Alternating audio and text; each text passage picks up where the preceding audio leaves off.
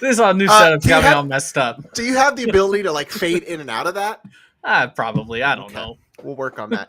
Hey Siri, play "It's Been a While" by Stained. Thanks. Hello. No one asked us. He is Craig. I am Logan. We are here again. It's been a while. It's been a while. It's been a bit since we've done this. Hello. How are you? Hello. How are you, Craig? Hello. How are you, audience, viewers, listeners, everybody? We're here. It's football season. Craig texted me at about 10 o'clock this morning. Or was that yesterday? Maybe it was yesterday. I was getting dinner. It was last night. It was last night. Saying, hey, we should probably do a show because it's football season. And I thought, I thought we're a basketball podcast. But no, here we are. Yes, Craig Choate. I am Logan Lee. As always, like, share, subscribe, get in the chat. Let us know where you're watching from. Let us know what's up. Give us your thoughts on everything we're going to talk about. We'll probably talk about some football. We'll probably talk about some basketball. But I personally am really here to talk about backyard sports. Into the world. I know you have been all excited about NCAA football, and like, had I had the right console, I probably would have been playing that too this whole time. Yes, I know you and every other, millennial male has been playing that game nonstop for the last month. Yes, nice setup over there. I am more excited about backyard sports coming back. But maybe we'll talk more about that. Craig, how are you? Do we know, is that because it was only PC before? Well, not necessarily. It was PC. Then that's what I played it on. Right, and I did too. But they did start adding to other consoles. Honestly, the downfall of that, I think the downfall of that franchise was they tried to get into 3D stuff as opposed to just the 2D animation. Because we had it on, I think, PlayStation 2. There was a version that we had, which I played, but the 2D version on the computer was much more fun. I don't know what they're going to do with that game. I have no idea, but I'm just glad it's coming back. Craig, how are you? It's great to see you. I'm good. There's nothing new in my life. Last time I saw you was June-ish. Did a show. And nothing new has happened. I don't have any kids. I haven't got a new car or anything. The lack of sleep makes me think that maybe you're lying. Okay. I mean, I guess we are going to get a surprise guest here. Oh, surprise guest. First time on the pod. Wow. In the football He's onesie. A football. You got a little football. And there he goes. And bye-bye. And he's done. See ya. Time for dinner. Pacifier, yeah. Let's talk about it. How is fatherhood? It is awesome. It's everything that they tell you. You don't sleep. I think it was you I was texting how it was, because the sleep schedule this week has been a little rough. There have been today's Thursday. So 3 nights, I think, I've spent multiple hours just in the middle of the night with him. And it's like, what is going on here? And then there are just the moments throughout the day that you're like, yeah, this is awesome. Like, I sent you a picture of he just smiling in our lap, and he's the best. Other than the sleep, he's been great. He's healthy. Mom's doing great. She was a superstar through the whole thing. It was a very, very quick. It happened very fast. We'll just say that. Christy woke me up at 3 a.m. on the 12th. Was like, hey, I think this is happening. We were at the hospital at 4, and the baby was here at 7. So from start to finish, I was awake for 4 hours before having a kid. So it's been awesome. He's obviously our first. He doesn't do much, but it's been great. Can't play catch with him. Can't go golfing with him. He just sleeps and eats and poops, and it's been the best 2.5 weeks. of our lives. So it's awesome. That's exciting. I can't wait to see the first time that you attempt to play catch with the child. That will be great. But yeah, that's awesome. Happy for you guys. Very excited. Enjoy it, because it's, you never know. Yeah, you never I know you got how long these things go. You got the uncle life going on, so you've been around. Yeah, but I'm nowhere near. Yeah. Well, I didn't even have that. Christy has 7 nieces and nephews. She's been around it as well. Yeah. Like, this is the first baby that really has been in my life, because my 2 cousins on my mom's side that we're closest with live in North Carolina. So it's not like they were coming over and I was changing their diapers or anything like that. Like, this is a brand new thing for us, for me and my side of the family. So it's been great. His name, and I will never let Aaron Bennett claim it. His name is Bennett Reed, not named after Aaron Bennett. All you people in Champaign that know Aaron Bennett, if he sees you and said, "Oh, Craig Choate named his baby after you," he's lying. It's not. It's named after. The name run is that not, risk. I know. The name is not an homage to anyone. It's his initials. BRC was my grandpa's initials. My grandpa's name was Billy Ray, and in 2024, we're not going Billy Ray. So, although a bunch of people down here said, "Oh, you're in Kentucky, it'll fit right in, old Billy Ray," but no, we just found a B name and an R name that we liked, and stuck them together, and then cherry on top, Billy Ray. My grandpa's birthday was August 12th. Bennett was born on August 12th, so it was just kind of divine, and got a little emotional after he was born, and I put that together. So yeah, it's been a whirlwind of a couple of weeks. Both of our families have been to see him, so just waiting on my brother to meet him, and a couple of her brother and sisters. But our parents have been here. My grandma's been here to visit. So yeah, it's been a whirlwind, but he's fantastic. He's probably not going to be a basketball star or anything, because her family's on the shorter end. I'm on the shorter end. So genetics wise, he's probably like a golfer, maybe soccer, maybe baseball player. But you never know. Football and basketball probably not in the cards, but it's fun. It's fun. Well, that's terrific. Excited to see all the things and hear all the things, and I'm sure you're excited to have somebody to yell at the TV screen with at 10 o'clock when Illinois is blowing a whatever lead against whichever opponent in whichever sport. That's wonderful for you. Yeah. You want to talk about some sports stuff? Sure. That's kind of probably why we're here. Yes, we are hours away, if not even minutes away, from the kickoff of the Illinois football season. Week 0 last weekend. There was the game in Ireland, a few other games around the country, but nothing major. Obviously, this is week 1. This is the kickoff, the real kickoff to the college football season. Illinois, in particular, opens up tonight, 8 o'clock Central Time kickoff, 9 o'clock for us in the East, against the Panthers of Eastern Illinois. We haven't really done any show for a while, so we haven't done any sort of previewing. So I don't know what exactly we're gonna do with this. We never know what we're doing with this show. This is year 3. We started in 2021. Yeah. The first year and a half, 2 years, we had rundowns. We thought we were organized and doing really good. Since then, we're just kind of let's just get on and talk. I had gone into the rundown just to see if you had added anything, and clearly neither of us had. So we're really just going to wing this thing. Yeah.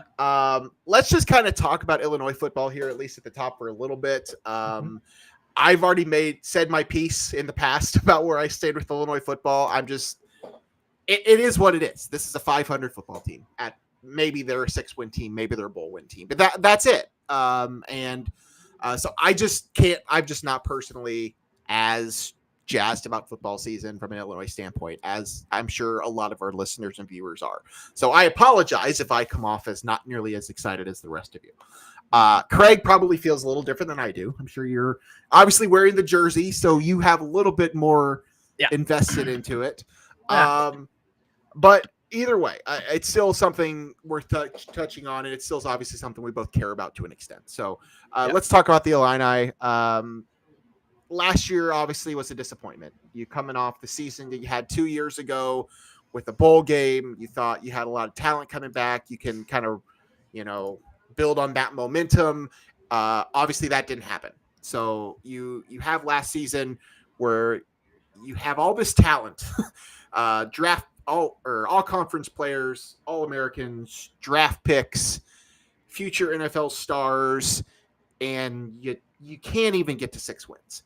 Now you go into this season with a roster that I don't think is nearly as talented. I think there are spots. I think you have players at different parts of the field that are good enough. But this team is not going to be as talented as they probably were last year. And let's just get this out of the way now. This conference is a lot bigger now, and it's a lot more challenging. Not only do you have to worry about the Ohio States and the Michigans and the Penn States of the world, but now you also have to worry about the Oregons and the Washingtons and the USCs of the world. So it's a totally different thing. And it's going to be an interesting year. I'm excited about college football in general, as on the whole. I'm excited about the 12-team playoff. Some of these things I think have been needed for a while, and I'm glad that we're trending in this direction. But just from an Illinois standpoint, it's just hard for me to get quite as excited about it. Where do you sit in all this? So what are we in here? 13 and a half minutes in for our first show in like 3 months. And I'm already going to go to the group chat. The kind of theme in the group chat is we're just not going to let Illinois football ruin our Saturdays anymore. You know, that's kind of welcome where we're at, welcome group chat. Right. Happy to have you. And I think that what you just said is what it was, is, you're coming off this 8-4 season, or I guess it's 8-5 because you lost the bowl game. And then last year you just don't, there's the video reactions again. Let me turn those off. It doesn't seem like there was any improvement. It was just, you had the Paddock magic last year for a couple games. And then you let a bad Northwestern team come in and just take the bowl game out of your hands. And as I'm talking about it, I'm like, maybe last year wasn't that bad because I don't remember the scores specifically. But in the end, Northwestern is what kept you out of a bowl game, and that just can't happen. 2-point loss to Northwestern.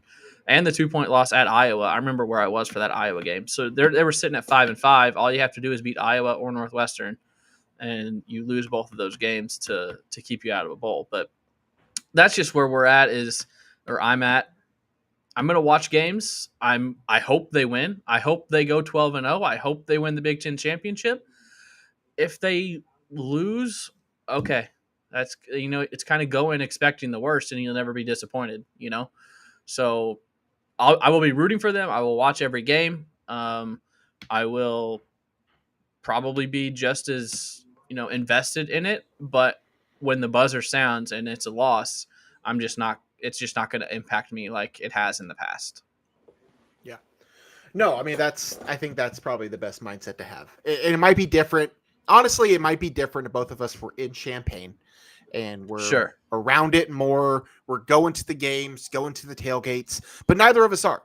We both live 3 hours-ish from Champaign. So we're not coming back. I haven't been back to an Illinois football game in, honestly, it's probably been at least 10 years. I just haven't gone. If I go back home in the fall, like I'll watch the game on TV at my parents' house, but like I just haven't gone to a game.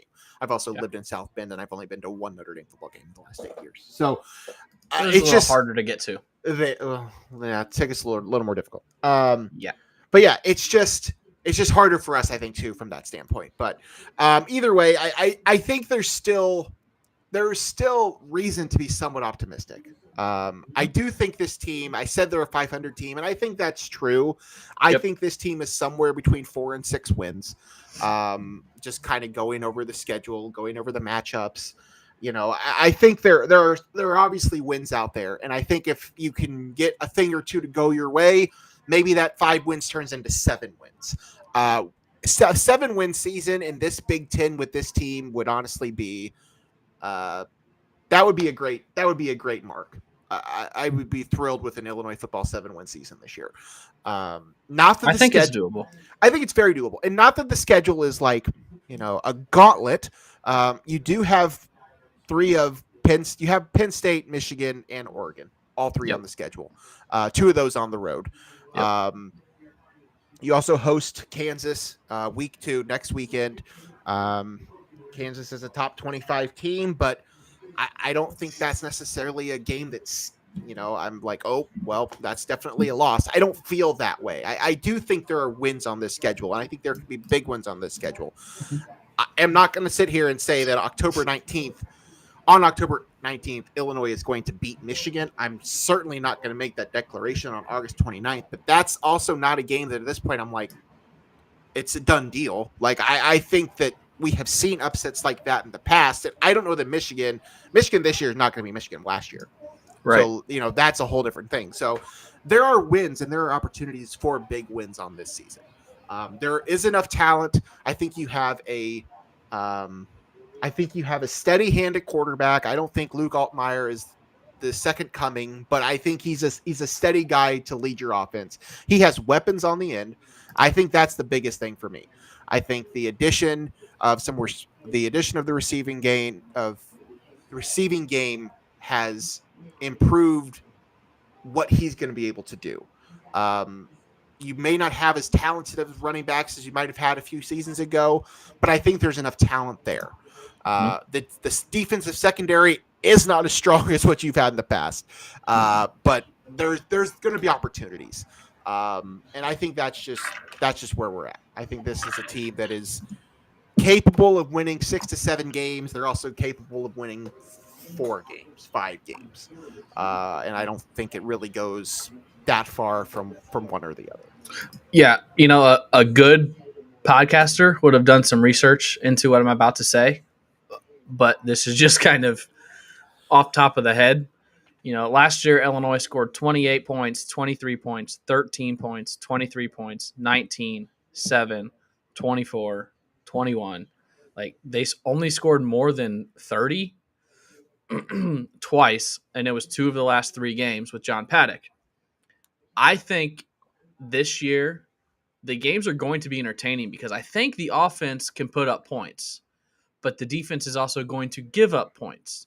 So the games that we're going to see this year, I think, are going to be more like the Indiana and Northwestern games to end last year, and not like the Nebraska or the Wisconsin's, the 20 to 22 point games. It's going to be 35 to 40, 38 to 42 type of games.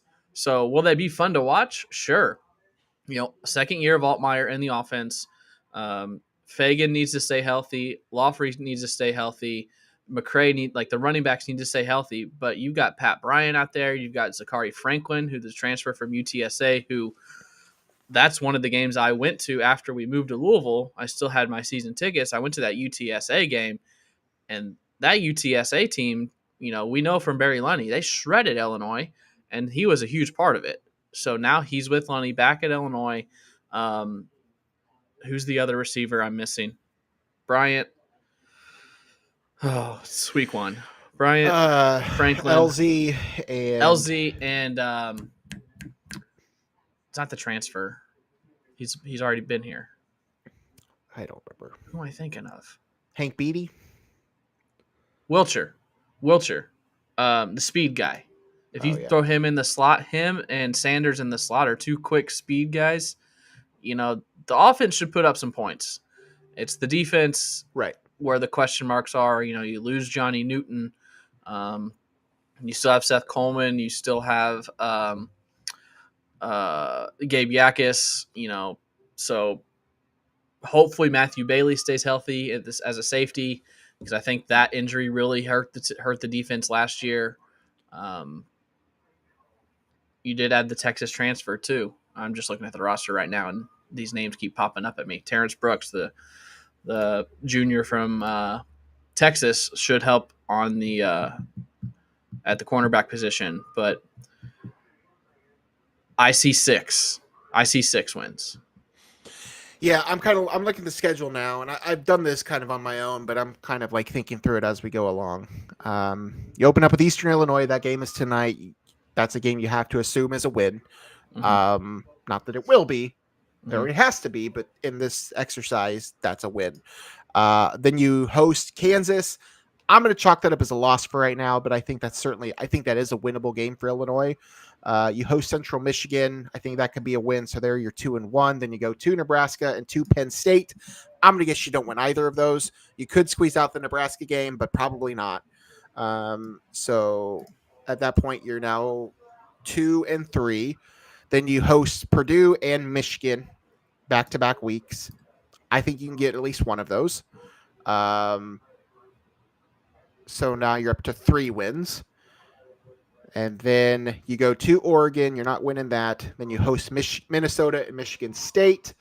I think you can win at least one of those. That gets you to 4, if not 5. And then you go to Rutgers and Northwestern. You lost my audio? Yeah. You can't hear me? I haven't changed anything. Can you hear me? Okay. Yeah, I can hear you. I haven't changed anything. Okay. I just kept talking. I think it's on my end. Hold on. That's a damn shame, Craig. It's a damn shame. What's going on? Now I've lost my screen. Okay, there we go. Technical issues. Right. We're back. We're good. Yeah, we're back. Yeah, I don't know. I see 5 or 6 wins here. I think that there's opportunities. Coach Steve's in the chat. Don't assume it's a win versus the Panthers. I'm not assuming it's a win versus the Panthers, but I'm saying for this exercise, if you're not going to win, if you're not going to beat Eastern Illinois, I just don't think there's many wins out there. So I don't know. 6 wins I think would be a nice mark that gets you to a bowl game. I think 7 wins is within reason. Anything more than that, I think is lost. I've got, and I even did this media day back in July. I've got the screenshot saved. BTN showed the schedule, and I went, WL. I've got Illinois starting the season 3-5. I got wins over Eastern, Central Michigan, and Purdue.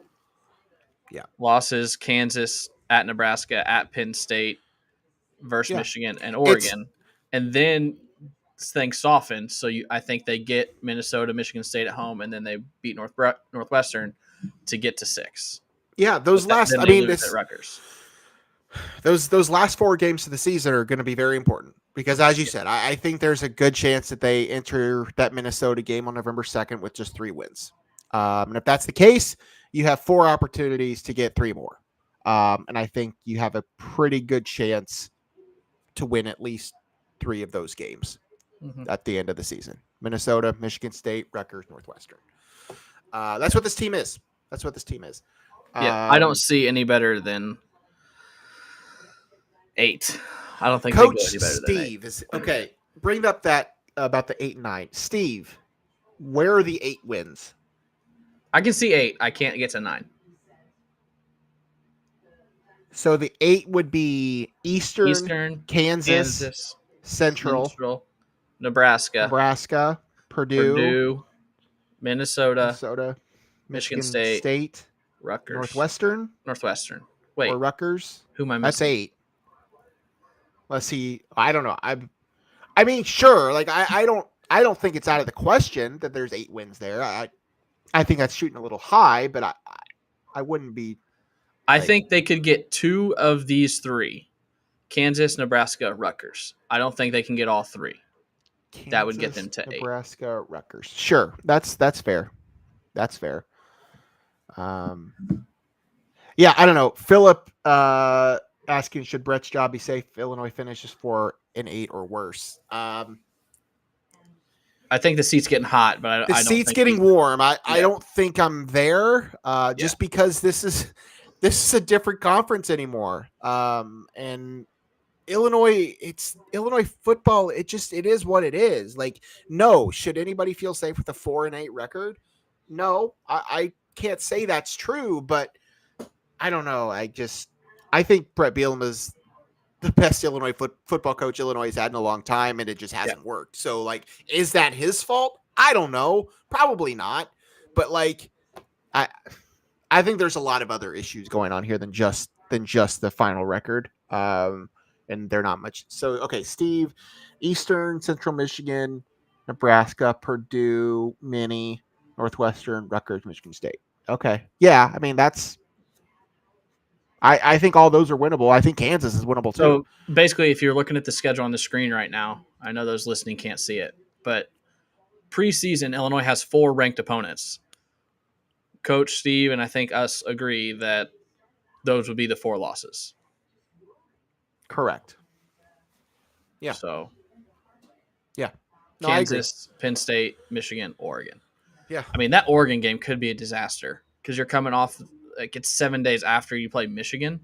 Yeah. There's no bye. I mean, there's no bye after Oregon, so it could be drained against Minnesota. And they'll be jacked going into Michigan. Maybe even play to a Michigan comes to right. That's what I mean. Oh, going into the Michigan game. Yeah, that's and that's a game that they could. I'm big not celebration game. Right. I'm not saying they're going to win that game, but that is a game that I could see Illinois giving it everything they got to go to that game. Because they had to pick up last year and travel all the way to Eugene, and then they're going to get their ass kicked. Yeah. That's what's going to happen that week. I would trade beating Michigan at home for getting beat by 80 at Oregon. For sure. If Illinois beats Michigan, everybody would less. Everybody would in Eugene. Yeah. Speaking of that game, thoughts on the uniforms for the Michigan game? I like the idea for sure, and I like the looks of them. I know you're the uniform guy, and I know you've already shared some of your thoughts on the socials. I like them. Yeah, I like them. I like doing something different. I think that game, what they're doing, what they're recognizing, like it makes a lot of sense. I haven't looked at them in a while. I'd like to. Do you have them? I can get it. So I like. Let's see. I want to look at them again. Yeah. I like them. I like them. The platform that we use here did this massive update from the last time we. From the last time we did a show, and so it's taken me some time to figure stuff out. But one of the cool things is I can now, as you just saw, show images on the screen. So let me pull this one back up.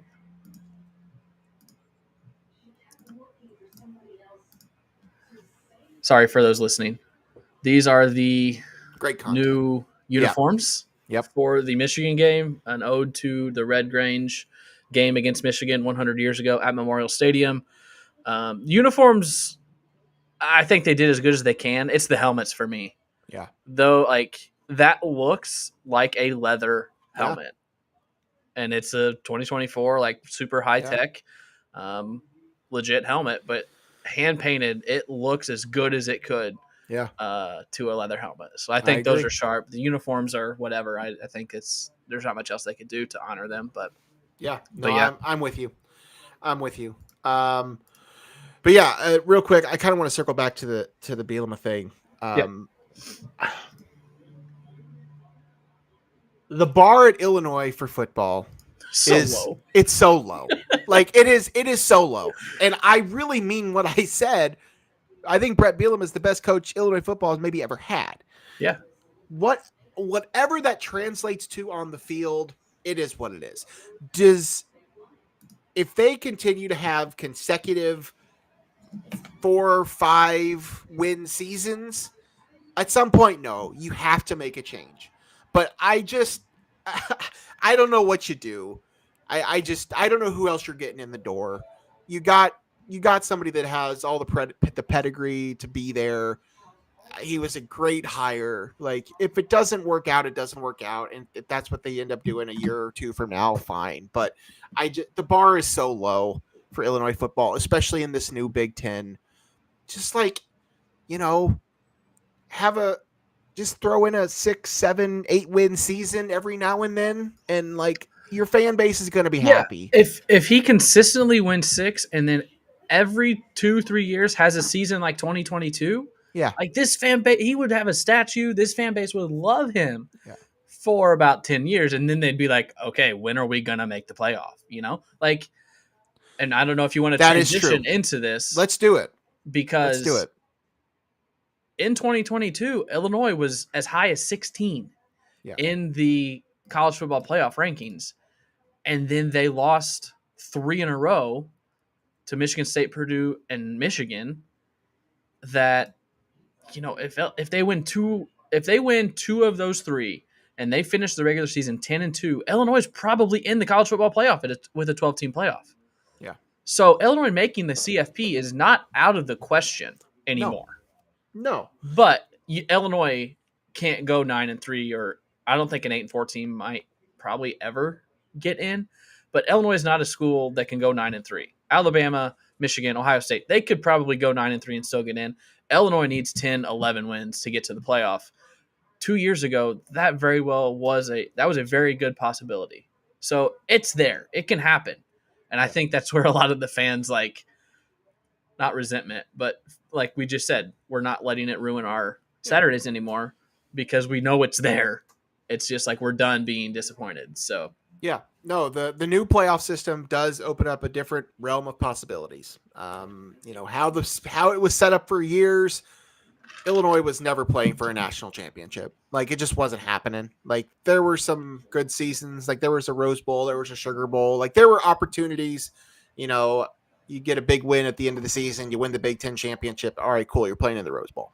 But they weren't playing for a national title.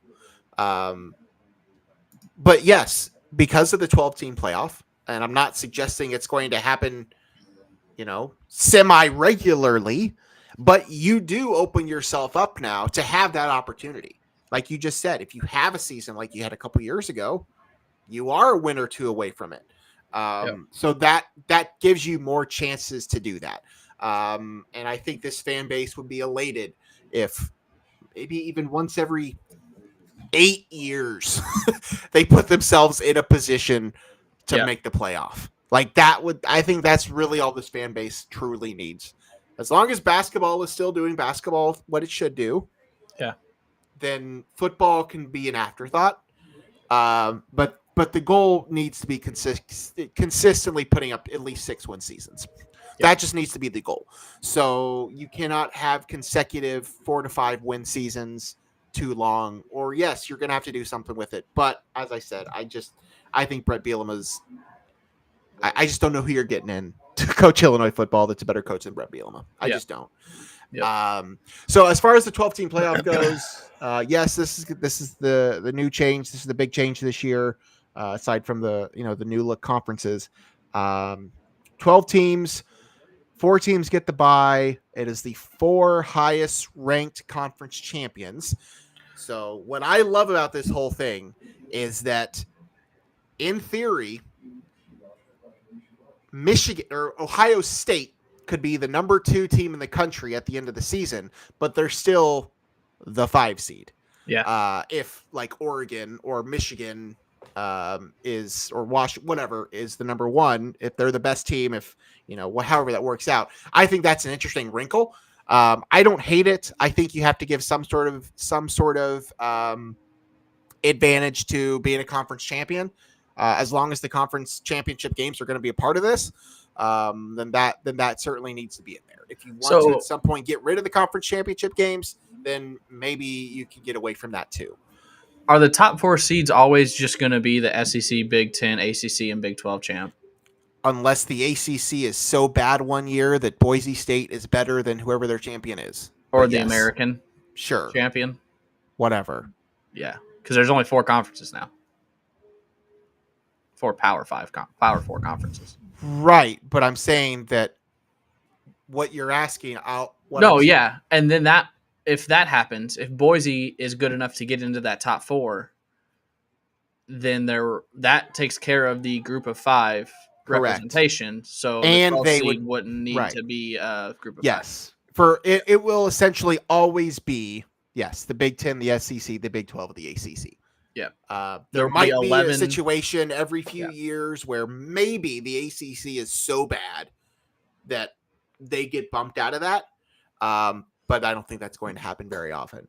Yeah. So the other wrinkle here I think is interesting is Notre Dame, who isn't in a conference, so they can never be a top 4 seed.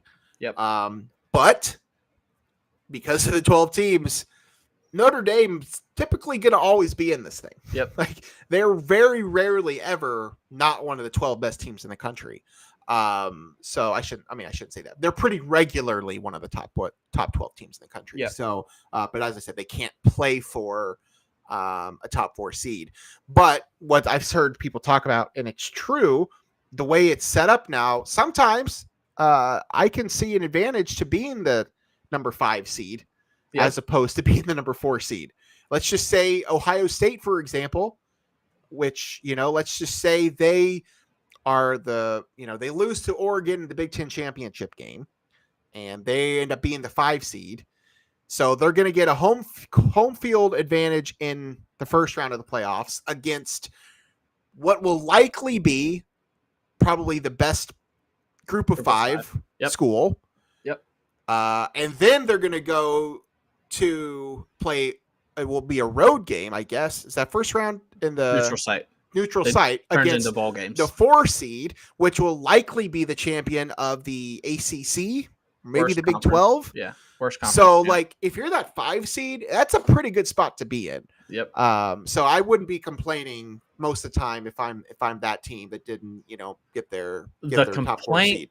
The complaint in that situation would probably be, Ohio State just played their conference championship game. So 13, 14, 15, that's 17. That's a 17-game season. That would be the complaint. Last week on game day, Saban made the good point about Notre Dame, how they don't care about that bye because they don't have a conference championship. So they get that bye right there. Correct. So I hadn't thought of that. He's obviously a much smarter man than I. So that's something he thought about. And it was a great point that Notre Dame doesn't need that bye to get to the first round or the quarterfinals because they don't have a conference championship game to play. One other additional Notre Dame comment, where I live, it's kind of what people talk about, what I think about half the time anyway. If Notre Dame doesn't ever want to enter a conference, that's fine. That's their choice. And if they're still going to be making decisions, if the college football playoff committee is still going to be making decisions that keep Notre Dame involved, whatever, cool. But if they're still going to have the ACC be their partner, whatever, they play an ACC schedule. Yep. That ain't good because when you're Notre Dame and you're playing an ACC schedule, who is arguably the worst of the 4 conferences. And then your other games that you usually get are Stanford, who I guess at this point is also an ACC school, who's never very good, and USC, who occasionally they're good, but as bad as the ACC has gotten, I don't think it's done Notre Dame any favors either. Yeah. When it comes to their scheduling, because they now have to go out and get yes, this year I think they have Florida State and I think they get Louisville, maybe, I don't remember, but it's still Notre Dame. Yeah, it's hard. It's going to be harder for them too to maybe get the favor of the committee and all that. Do you want to? We need to go back to Illinois stuff. Do you want to go to Big Ten stuff? Do you want to just pick? We can just talk Big Ten in general. I think it's a 2-horse race. It's Oregon and Ohio State. And that's crazy how both Michigan and Washington played for a national championship last year, and neither of those are the teams we're talking about. But I think they're playing for 3rd and 4th or 5th. Both lost their head coach, right? Exactly, and a bunch of players. So, but college football playoff and Big Ten related. Talking Notre Dame, they are one of the biggest winners of the playoff. I believe the 12 team. I think the biggest is Penn State, because Penn State goes 10-2 every year, losses to Ohio State and Michigan. Yep. And Franklin Franklin is looked at as an underachiever. They're going to make the playoff every year if they do that now, and they'll eventually break through. And they don't even have to play for a Big Ten championship. Yeah, exactly. And they get the bye. I mean, Penn State should be jumping up and down for the last. That's a good point. 6 months. I hadn't thought about it. Yeah. I like that. Yeah, that's true. All right, so let's just kind of real quick picks for conference champions. Just kind of give your thoughts here. We talked about the Big Ten. It's kind of a 2-team race. Ohio State, Oregon. I think that's pretty obvious. I think they play each other. I don't remember what October 12th because I have a wedding that day. That's the day. Yeah, not my wedding. Nope. That is the day that every college football fan would love to sit on their couch and do nothing. And that's I got a wedding back home. Yep.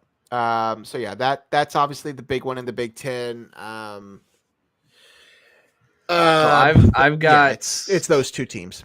Yeah. I think most of the Power 4 are 2-team races, honestly, other than the Big 12. So I've got, and actually ACC is probably more wide open now since Florida State already lost. I've got 2 conference champion parlays out there right now. Let's hear it. One, I've got Ohio State, Georgia, Florida State, and Kansas State in the Big 12. That's kind of the one that those were probably my first picks. And then my other one, I've got Oregon in the Big 10, Texas in the SEC, Clemson in the ACC, and Utah in the Big 12. Those would be my. So the first one was my, pick number 1. Second one was my kind of alternate picks. I could see Kansas winning the Big 12. I could. Obviously, you can't count Alabama out of the ACC or the SEC, but there are a lot of question marks within this year with the new coach. I do think the Big Ten's a 2-horse race, and the ACC, like I said, it's kind of wide open now. Let me see if the odds have changed there. Yeah, Clemson and Miami, Florida are now the favorites in the ACC. Plus 300 for Clemson, plus 350 for Miami. NC State is the same odds as Florida State now at plus 600. So that one has kind of opened up a little bit. Big Ten, it's Ohio State plus 145, Oregon plus 200, Penn State plus 500, and then the next is Michigan plus 900. Big 12, Utah's the favorite. Kansas State is second. And this actually has Oklahoma State and UCF as the next on that tier. And then Georgia, Texas, Alabama. Ole Miss is kind of close at plus 750 in the SEC. So I feel like there's cream at the top of most of the Power Fives, to be honest. Yeah, I think you're pretty spot on. I'm going Oregon, Georgia, Utah. I'll still go Florida State, but I don't love it. They look bad, man. They look bad. I think they have time to clean it up, but I don't particularly love that conference. I think Dabo wants out pretty bad. So it's so weird, and I can't imagine. I guess Georgia Tech probably feels a little bit different, but I just can't imagine opening the season in Ireland with a conference game. Conference games are important now. Yeah. Because you're not in divisions anymore where you can sometimes afford a loss. When there's no divisions and you have to go undefeated or only one loss to get that conference championship berth, I just can't imagine teams agreeing to go overseas and play a conference game like that to open the season. That's a unique situation. Yeah, no, I think it's odd. I didn't even honestly watch any of that game. But Week 0 has. I used to like Week 0, but if they're not gonna have more than one game on Week 0, it's useless. Yeah, no, it's not really for me. All right. Well, anything else college football related? We've kind of touched on our picks and the playoff and the Big Ten. Who you got to win it all?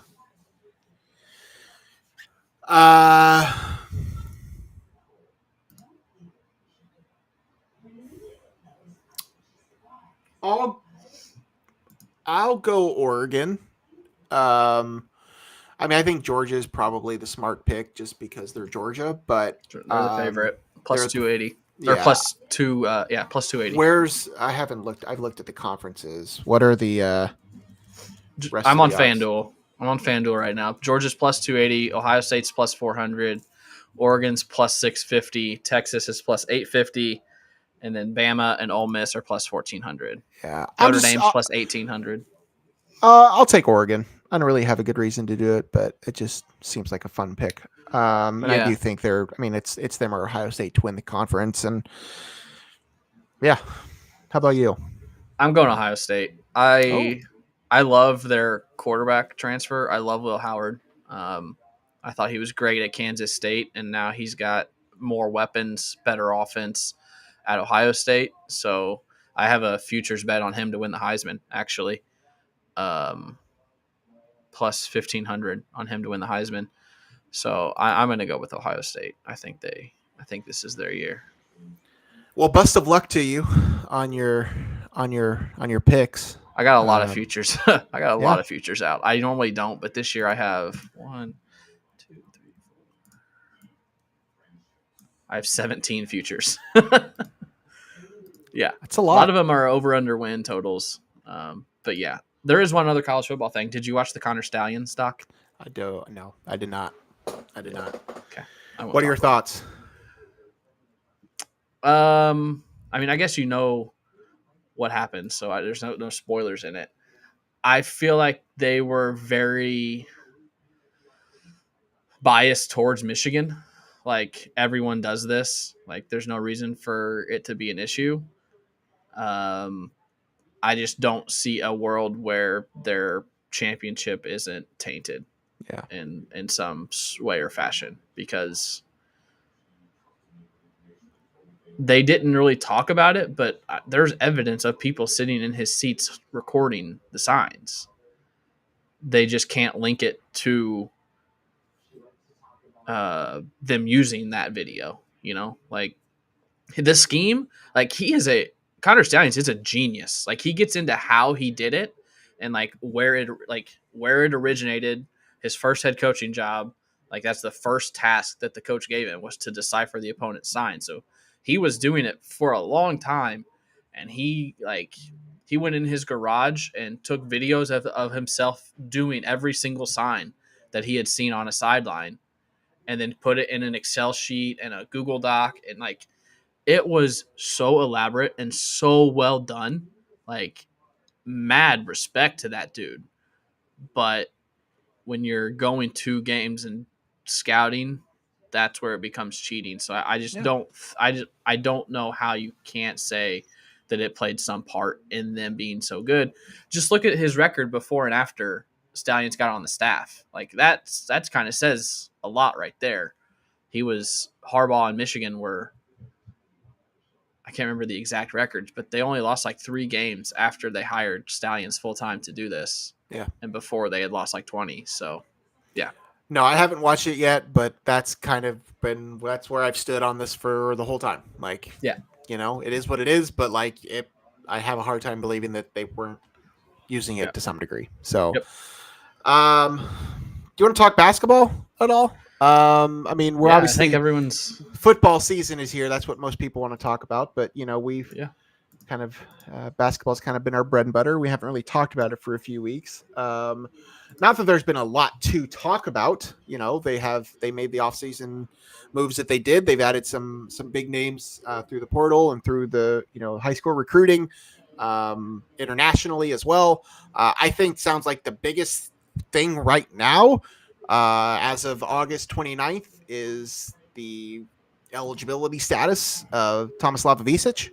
Yeah. And I think we kind of knew that going into it, just based on what happened last year with his brother. His brother didn't play till like January or something.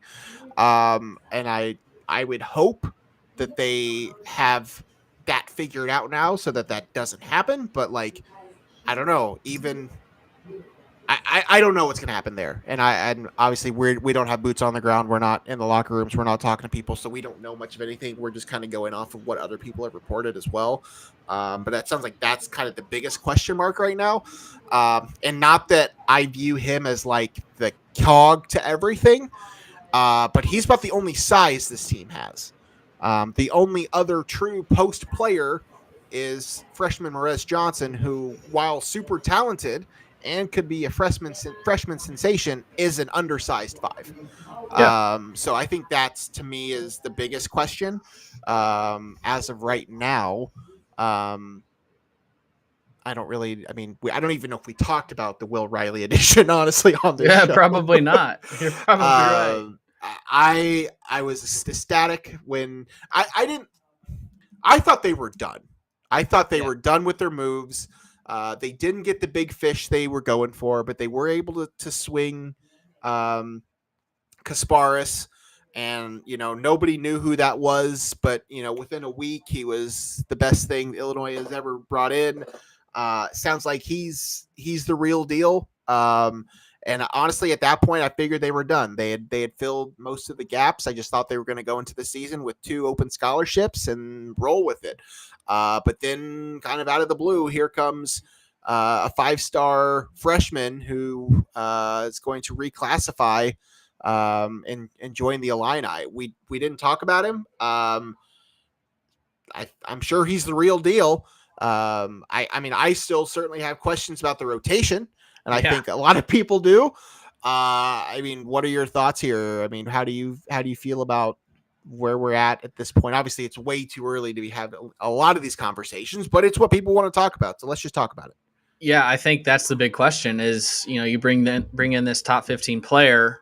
I'm sure you promised him some minutes, probably starter minutes, because why else would he pick this school? Because he's probably a one and done. Rutgers just opened the season with a pick 6, I think. But that addition obviously pushes a Trey White or a Ty Rogers or a Hummerkaus. Like, that pushes someone else to the bench who committed to Illinois, probably expecting more minutes. Yeah, so that's the big question mark. But as I've said for the last 3 years, probably 3+ years, I trust Brad Underwood more than I've ever trusted any Illinois coach. So I have no concerns. I'm sure he will figure it out. I guess I shouldn't speak too soon because 2023 was not a fantastic roster constructed season, but he's getting talent. I don't know if you saw the tweet the other day that I had, and this isn't like roster related or coach. It's kind of coaching related, but someone tweeted the college basketball head coaching records versus top 10 teams. Did you see this? Yeah, I think so. Bill Self is 43-21, so 672 winning percentage, which is insane. John Calipari is 31-30, 508. Third on the list is Brad Underwood at 15-16. Yeah. 484. Our buddy in Iowa, Fran McCaffrey, is 8-41. Kelvin Sampson is 5-13. Bruce Pearl is 9-20. Yeah. Chris Beard is 12-21. Matt Painter's 23-31. Tony Bennett's 20-22. Tom Izzo's 33-45.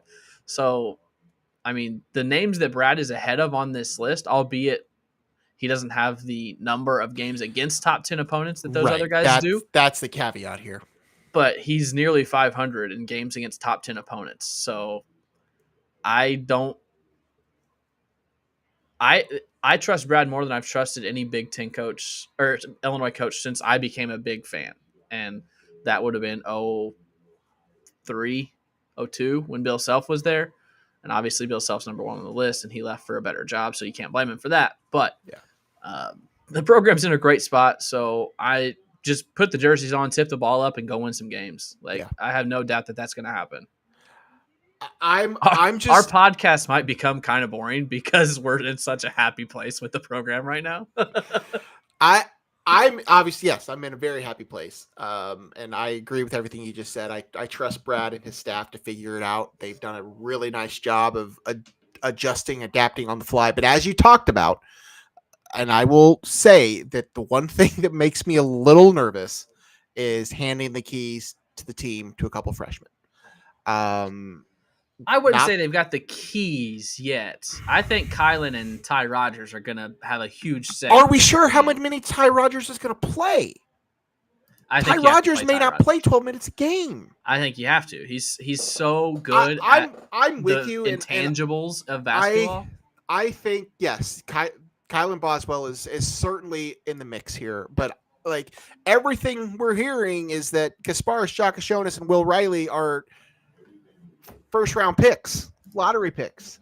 And again, I'm not trying to compare this to 2 seasons ago. Like these are different players. They play different positions, whatever. But like, if I had any concerns at all, it would be that we have seen what happens when freshmen get the keys. It didn't exactly go well. But they're a couple really talented dudes. So I trust them, and I trust Brad. And you're right, Kylan is still in the mix there. And Ty, and I want Ty to play. I think Ty Rodgers should be starting.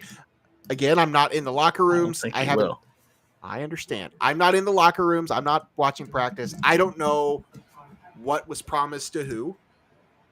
And I'm sure Will Riley was promised starters minutes. So I get that. But, like, I would rather Ty Rodgers start and Will Riley come off the bench to start the season. Just me personally, as a fan who hasn't seen anything other than a few clips on Twitter. That's just how I feel. But, like, I get that that's not how this is probably going to go. So I agree.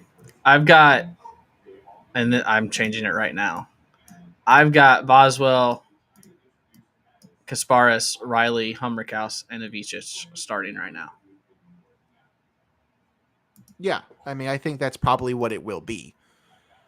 But just imagine having if the issue that we had last year with Ty Rodgers was that he was most of the time an offensive black hole.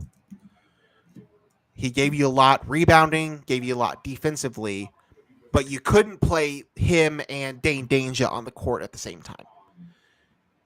If Ty Rodgers is on the court with Kylan Boswell, Kasparas Giakoušionis, Ben Humberkaus, and Tomislav Avicic, like you got 4 guys that can shoot the ball around him. Like you're not relying on him.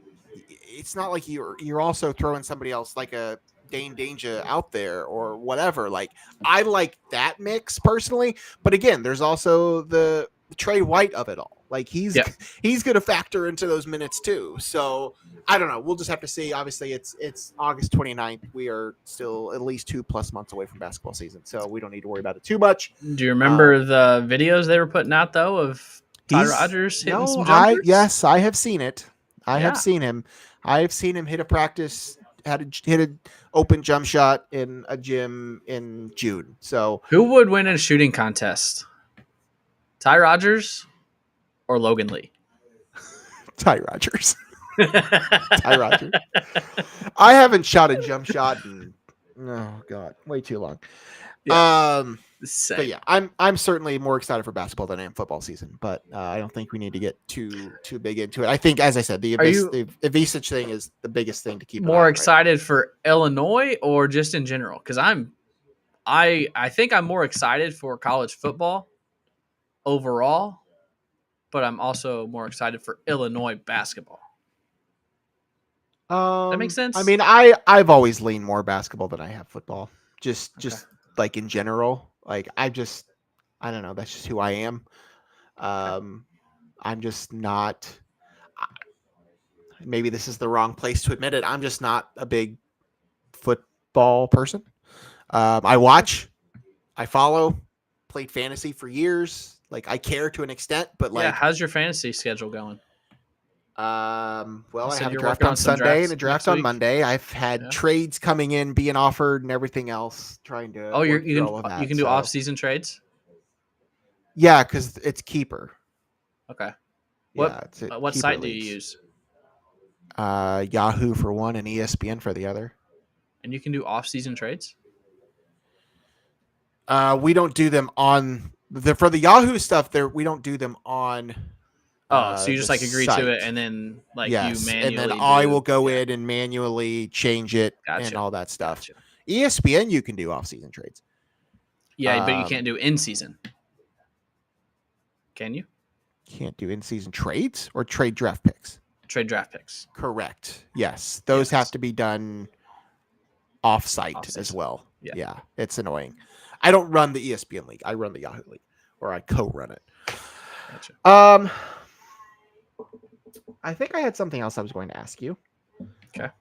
But now I don't remember what it was. So this is making for excellent content. I'm sure you'll remember in 20 minutes when I will.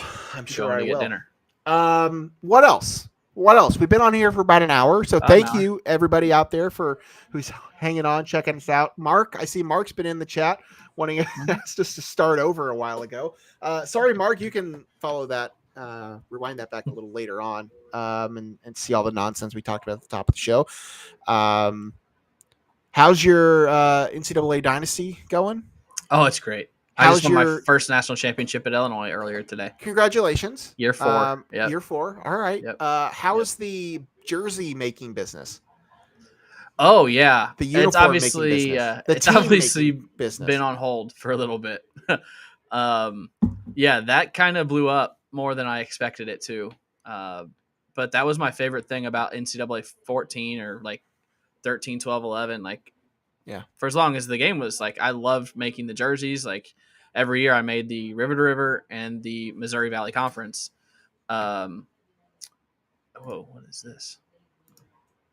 And so I did that again, and I posted it on my social media, and like for people, just other people to enjoy, and it just went crazy on Facebook. And I had people requesting other teams in Southern Illinois. So I did the South 7. I have the Black Diamond ready to go. I just haven't had time to actually make them. You know, I've got all the word marks. I've got all the logos for the Black Diamond. I even have the logos and word marks for the Cahokia Conference. I just don't know when I'm going to have time to do those. Yeah, and it even trickled up to Central Illinois a little bit. I had a couple people request specific schools from Central Illinois. There's no way I'm going to be able to do the full conferences up there. But yeah, it's fun. I enjoy it. It's just super. I don't know if you saw my second post with the South 7. I was like, this is not easy. It takes time. So I requested, if you want to send me some cash. I did see that because I asked you if anybody had taken you up on that. A couple people did. So it wasn't, I didn't do it for free, I guess. I didn't make like a month's salary doing it, but I did get a couple dinners out of it. So that was nice. But, yeah, it's fun. I'll get to them eventually, but yeah, it's been good. This one is much more in depth than the last one, obviously, because we're in 2024 now. Like the helmets, you can have matte helmets, you can have chrome helmets, like some teams have. You can even make the numbers chrome. So I took a lot of creative liberties on some of the schools because I just didn't like the way that their real jerseys looked, and I updated some logos and stuff. But some people like it, some people don't, but that's what they can make their own then.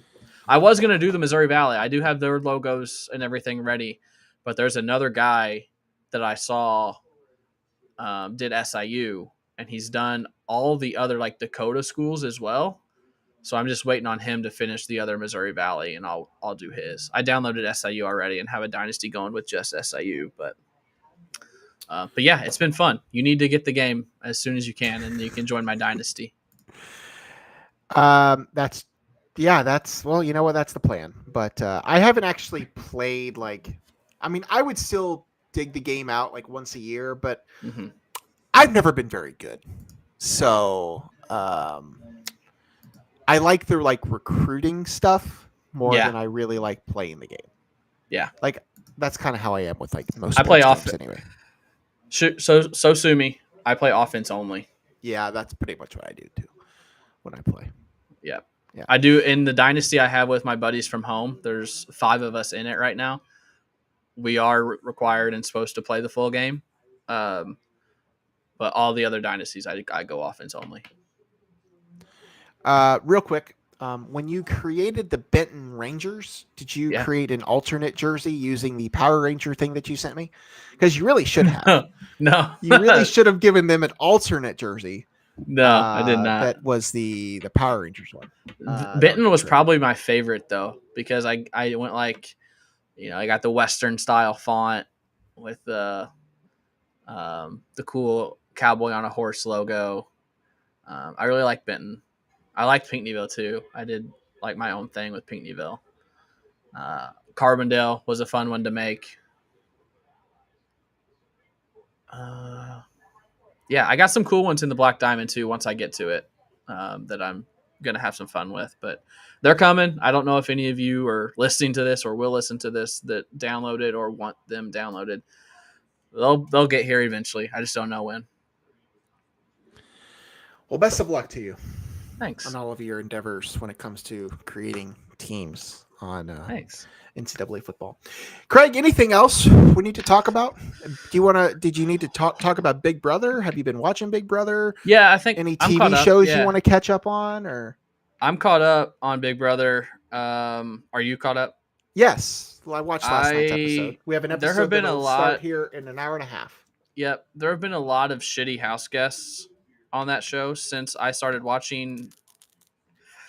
Who was the first winner I saw? Josh. Mm-hmm. So 19, I think. Yep. 18 or 19 was the first one I watched. There have been a lot of shitty house guests.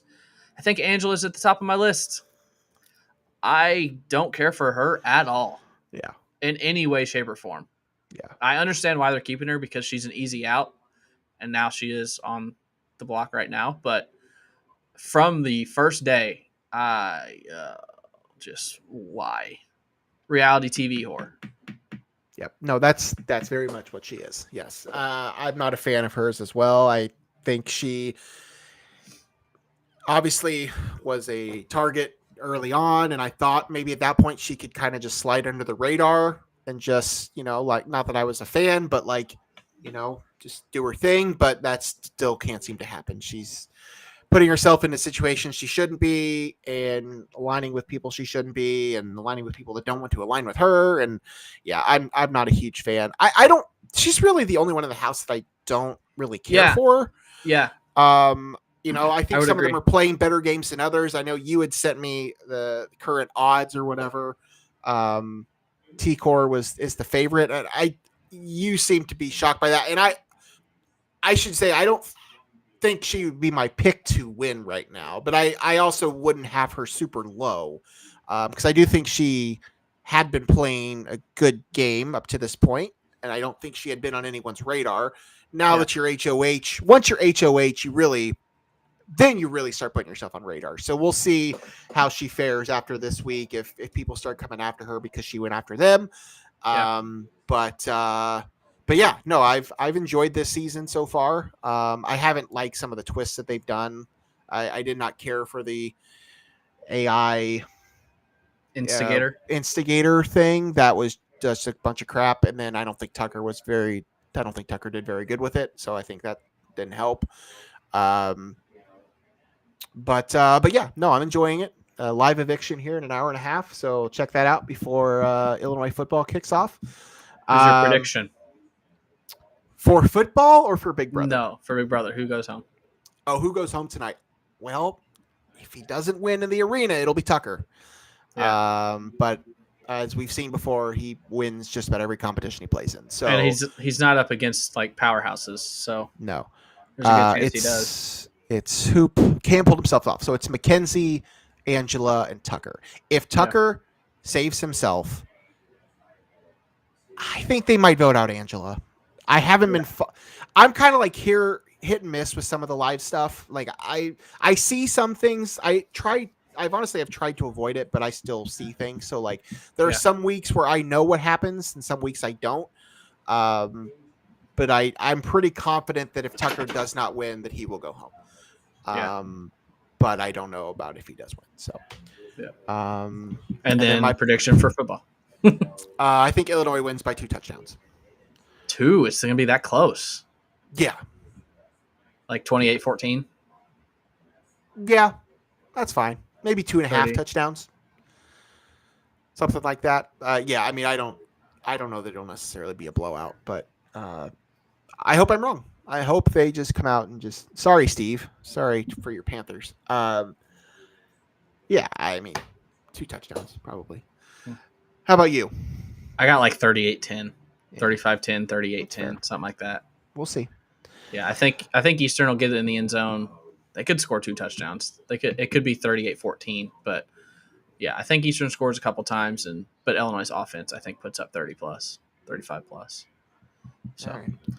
Well, we're gonna get off here. We haven't really talked about a schedule. I don't know if we're gonna be going back to weekly. We don't really know yet. We're just kind of winging it. So just keep an eye out. This is a good time for me to plug that subscribe button and the bell button if you're watching on YouTube. You hit that little bell button, Ding! then you will get notified when we do happen to go live. Also follow us on Twitter or X, and we usually share when we're going live there as well. I don't tweet that much, so if you wanted to just whatever it is to my account, then you can see when we go live. But yeah, we'll probably do something weekly or at least every couple of weeks. I don't know. We'll just see how busy both of us get, because one of us is a lot more busy than he used to be. So I got nothing to do. Okay. Well, there you go. You heard her here first. All right. Any last words, Craig, the new father? Okay. Nope. All right. That's going to do it for us. Thank you to all that have been here, hanging out in the chat, listening to us after the fact, watching us after the fact, listening, watching live, whatever the case may be. However you're doing it, thank you. We will be back soon-ish for another episode of No One Asked Us. For Craig, I am Logan.